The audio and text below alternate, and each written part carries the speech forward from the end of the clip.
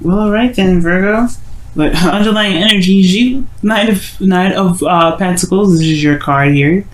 I like that for you guys. Considering that this is your energy that we're picking up, and this is about. I feel like this is about what you're committed to, focusing on the details. Not necessarily procrastination, because I don't know any Virgos that procrastinate, but I mean maybe they did take their time. But the thing is that this is more quality over quantity with this kind of a night. Underneath here is the Lover. So I think this is about whether or not, this is about committing to something, commitment. The Knight of Pentacles is 100% able to commit to anything and everything. But I do say here that he can procrastinate or take a long time, especially when he's not sure of all the details. He's not really able to see very clearly what's ahead. He likes to take his time and look at it, right? To really reevaluate, right? To evaluate and reevaluate, to make sure that he's not missing anything before he jumps in at all, and, commits to it. Because once he does, he's in it for the long haul. He's committed to it. He's not going to break that. It's like signing his name to a lease. When he says he's doing something, he's doing it. And that's you guys, right? You guys will say, like, if you guys say you're going to do something, you're going to do it. Unless something ultimately has to give, right? And you can't do it, and you have to change it. You're changing your mind, and you do it. But there is this like slow behavior that comes up with looking at the details. You have to be slow, right? You have to take your time with it, because you're gonna miss something if you don't take your time. If you don't slow down. So there is a slow progress. There's a slow build up, but it's only because somebody is having a little bit of an issue with figuring out whether or not this is something they want to commit to or not. And like I said before, the Knight of Pentacles does not have a problem with committing. It's not like the Knight of Wands. He's not flaky. He doesn't, jump in one minute and say never mind the next second when the things get serious. He's in it for the long haul. But that's why he's so slow, because he wants to be sure whatever he goes into is legitimate. Like he's willing to sit through that for however long it takes to make it happen. Now, your situation here is very interesting. You have Justice here, which does, communicate to me that there is maybe contemplation of marriage. And the reason why I say that is because of the Empress and the Lovers. Now, if I had the Four of Wands, I would be more prone to be like, hell yeah, somebody's getting married, or somebody's, something like that. But we take that with a very small grain of salt. I don't have all the cards that I like to see here to say that 100%. You know what I'm saying? Justice, honestly, regarding an open reading like this for masses and everything like that, or for people that are watching on YouTube, I give the general kind of message for it, which is pretty much, especially with this being in your current state of being, it's about balancing the scales, right? You're not necessarily correcting the wrongs or anything like that, but trying to find the balance in the situation, or really just balancing things out, right? Evening the odds, right? It's just kind of like making sure things kind of sit on on the surface leveled, right? Because you don't really want something that's too high or too low. You want, it's an outstanding karmic balance needs to be paid up. It's going to get paid today, right? Because that's what justice. That's how I see justice anyway, right? And justice does it through facts, through figures, and what is true, right? So I feel like there is this kind of balancing situation. Maybe there's a settling or an apology or something that's being, being hashed out and made amends, right, in a way. But I do see that currently in your current state of being, right? Obviously, right? Currently in your current state of being, I do see that justice is saying, like, there is a time of balance going on. There's a time of like some settling or some. Or I don't know if this is necessarily divorce. I'm not getting a lot of back cards from this, So it could be that for some of you guys, it may be that you guys are dealing with a divorce because we have defensive energy and warrior energy or fighting energy, soldier energy here, which is talking about fighting, right, or being combative. But for those of you that that may not resonate with, then this is just really talking about balancing the scales, finding balance or regaining balance in your current situation, or there's some balancing happening in your life right now. For, karmically, or you're dealing with some sort of karmic situation to readjust the scales in your life, especially in your love life here. Now, what your ideal outcome is the Page of Pentacles. Perhaps you want an offer of some sort of stability, or perhaps here you guys may, want to take some time to really look closely at what it is that you feel is of value to you, right?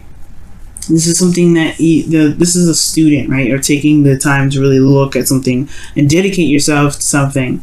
And I feel like this is perhaps looking closely at details. You want a little bit more time to look at it to make sure this is what you want. But most importantly, not necessarily so. I feel like you want to know what your heart's desire is in a way, or you want to know what's so truly, what you value.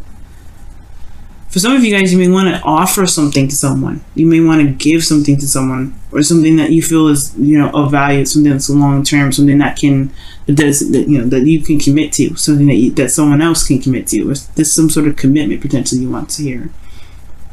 But the thing that's keeping you from being able to get to this desired outcome regarding your relationship, something that's, that you can commit to, something that's an offer, something that can, that is a little small beginning towards building something long term, well, Two of Pentacles. And I kind of see this as a distraction card in a way, and it's only because this person's, juggling Two Pentacles. In a way, he's weighing out the options, right? Feeling out the weight of each pentacle, figuring out which one is the most valuable to him. But at the same time, these are pentacles, right? They don't actually have weights on them. I mean, they don't have, the amounts on them or anything like that. He's weighing them out, but how does he feel about these, right? Which one is in a way, he's going to try and carry these to the very end. So which ones does he want, right? Which option does he want? Which ones does he feel valuable? But how does he know which one is valuable if you just look at his emotions in a way, right? Because the water behind the Two of Pentacles is behind obviously, well, the water behind the person, it represents to me emotions, feelings. Cups, right, is all feelings, and what's in the cup is water or liquid. So behind this individual is feelings, right? It's how they feel. And the Two of Pentacles is what's of value. It's tangible. It's real. It's physical, right? In a way, it can be sometimes. It's just something that is practical. And I feel like there's a practical approach to a certain situation, a practical approach to love. Practical approach to how one feels, and it's good to a certain extent to look at the practicality of things, but when it comes to love, it does kind of require one to look at one's feelings. So I feel like with this here, there is this bit of juggling or trying to maintain or manage some sort of situation in a sense, while you're trying to figure out what is truly how you truly what value you have, or not necessarily what value you have, but what values resonate with how you feel about these two cups, or two pentacles rather, right? It's not looking at your emotions. It's too focused on the practical. How do you feel about these pentacles? You know what I mean? How do you feel about them? Which option is the most valuable to you? And the reason why the Two of Pentacles is even coming up is because of the Seven of Wands. It's because you stand by something. It's because you stand by something, and it's possibly there's somebody that's also either defensive about something. This is juggling two options here, right? Juggling while you figure out what you want to do with it, which one's the value. And I could feel it. I mean, for some of you guys, it could be that since you have two Knights here, and the Empress, which is can be a person as well. It could be that there's two people juggling a situation, and there's balance, right? Maybe there's a decision that's having to be made about two people. That's another story, right? And I'm not getting Three of Cups, Three of Swords, or anything like that. See, it's a third-party relationship, other than Two of Cups here, which honestly, guys, that's going to resonate with probably very few in between people. But I wanted to throw that out there for those of you that may be watching for your situation like that, okay? But how I'm going to go through and read this though is the Seven of Wands. So somebody is very defensive about what they're about what they stand for, what they're willing to fight for, what their values are, right? This person is standing for something, protecting themselves. Maybe this person is maybe you guys are looking at the practical aspect of a situation, because you want to protect your emotions. You don't want to put yourself in harm's way. You want to see where the dedication is before you go ahead and leap into something that actually gets your heart involved, which is understandable, right? So with that being said, Your best path to follow is the Knight of Swords. Excuse me. And it's talking about going for it. Just fight for it. Fight for what you believe in. The thing here is, with Justice coming up here, and then the Two of Pentacles, as the blockage for your desired outcome, I feel like this is talking about not just, looking at your emotions and also obviously understanding the value of your emotions, but it's also talking about creating boundaries for yourself, for your relationship, for the person that you're dealing with, right? Putting up some boundaries to protect you, so that way you can proceed and to make decisions that you feel are worth your time, worth your effort, and everything like that, right? And I'm not saying that you guys don't have healthy boundaries, but what I am saying that maybe the boundaries do maybe need to be adjusted, changed, reevaluated, so that way you can make the steps that you want to make and still feel protected here, right? Focusing on the self is one of the things too. But the Nine of Swords talks about fighting for your truth, fighting for what you believe in. It can be a bit combative, but it's honestly talking about going for it, gunning it, and really just kind of knowing that you can handle the situation when situations arise. I'm going to go ahead and pull another card for the Knight of Swords as well to see why the Knight of Swords itself is coming up for your best path to follow. Okay, and you guys have the Knight of Swords, the Six of Swords, about transition, moving forward. It's transition. It's a transition, right? Because you're leaving behind something that's familiar and traveling to a place that's not so familiar, but it leaves open space for prosperity, for things to start anew. So honestly, you're traveling to a new life in a way. When I see the Six of Swords, it's traveling to a new life. Whether this is external, whether this is really happening, or this is internal, right? Leaving some things behind, leaving some values or some thoughts or some beliefs, right? Because that's what swords are: beliefs, thoughts, logic, communication, anything regarding truth behind to find a new truth, right? But you don't ever forget the lessons, the perspective that you have, which is why this person's carrying the swords with them. But you're not going to be associated with where they came from anymore, right?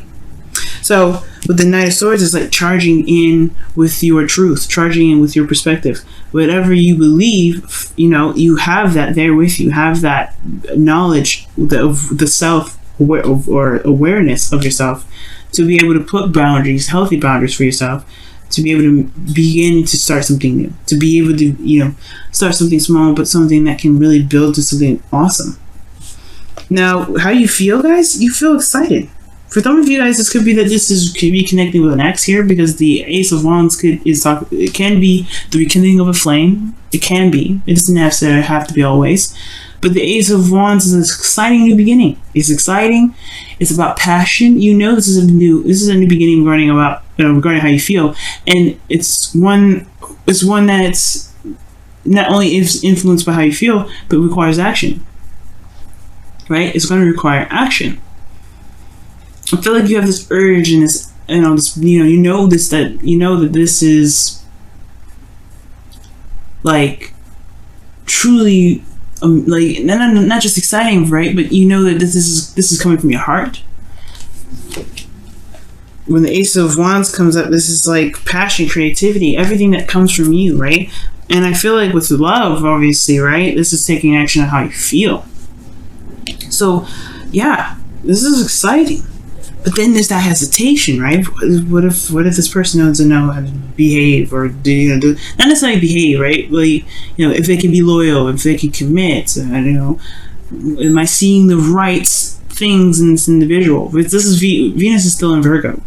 Okay, she's almost out of it, I think, but she's still in Virgo.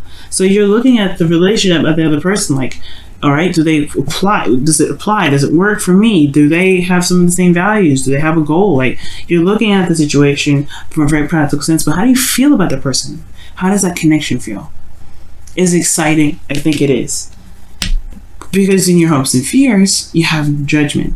You know that the decision that you make regarding this relationship is going to change your life. Lovers, these two people that meet each other, their lives have never been the same since. Because love is transformative, right? But it's also about being true to the new you that arises from judgment.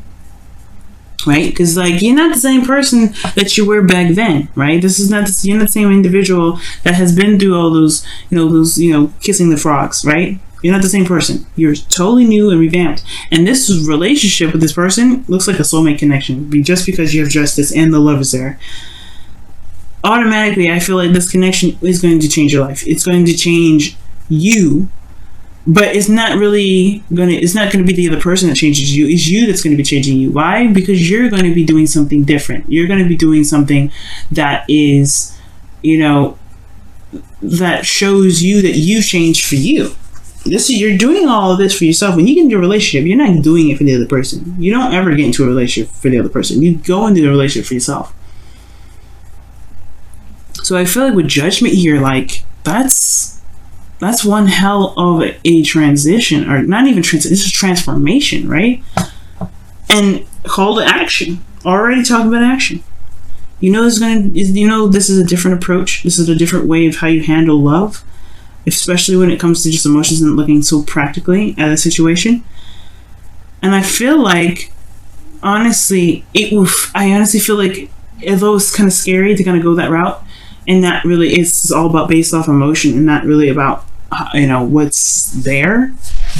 I feel like it's going to show you something about yourself that you probably never even really truly realized or embraced that much. It's going to show this creative and this passionate side of you that truly makes you feel like you're capable of manifesting anything and pressing the outcome. Right? I feel like in the outcome, you can manifest abundance. You'll manifest something. You'll manifest whatever you want to manifest. You're the creator of your own destiny. Now, with Empress here, this does talk about domestic situation, right? It can be, but it also talks about comfort in a way, stability, because she's comfortable all the time. She's always stable. She's in a place of stability. Why? Because she created the abundance around her to make herself stable.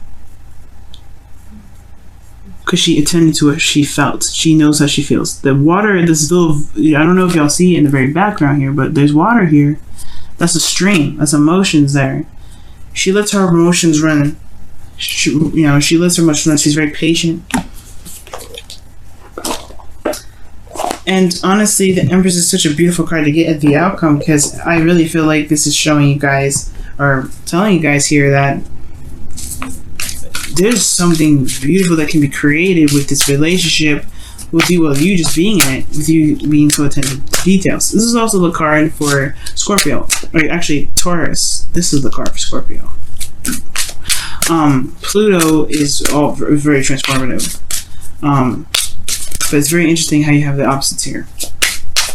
Jupiter in Scorpio, and then you have Uranus in Taurus, changing how you changing your value system. That's what this is all about. So, with all this said, let's go and take a look at your romance angels. Flirt. Wow. And it says, extend your lighthearted energy to others. That's talking about like being the ace of wands in a way, right? Having fun, being expressive, taking action. Oh wow, taking action, and this being aware. When it comes to flirting, it has a lot to do with feeling too. Like you have to feel in order to be able to flirt. Like if you don't feel anything, flirting is gonna be hard.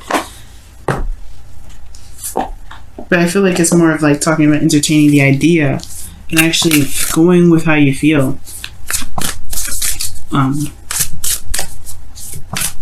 You're going with how you feel and creating something amazing. Just allowing yourself to enjoy the connection.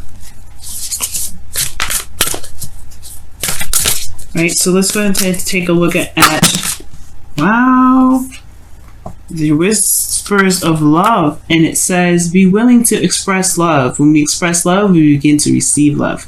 And I feel like that's the Knight of Swords. Both of them, actually. Flirt, express your love, communication, guys. The Knight of Swords is communication. The Knight of Swords communicates his truth very bluntly, very openly. He doesn't have a problem with saying something or saying anything. And perhaps maybe the only thing that you guys really need to do is just communicate how you feel. Right? The Knight of Swords is like saying, hey, you know your truth, speak your truth, go for it. You know what you want, you know what your truth is, go for it. Don't worry about this other practical stuff. Just focus on what's going on now. How do you feel? The Knight of Swords, he's impulsive, just like the Knight of Wands. He kind of runs in faster than the Knight of Wands. He's the fast one. I feel like he's the fastest knight because he knows the truth and he goes with it. He runs with it. He just goes. Nothing's stopping him. Nothing's keeping him from doing anything. Nothing's keeping him from being able to just express what he wants. And I feel like just allowing yourself to just be, allowing yourself to feel, allowing yourself to just go with it. You can create so many beautiful things because of your attention to detail, because of what you feel is valuable, and you can connect those two and create those beautiful things. But it all stems from how you feel.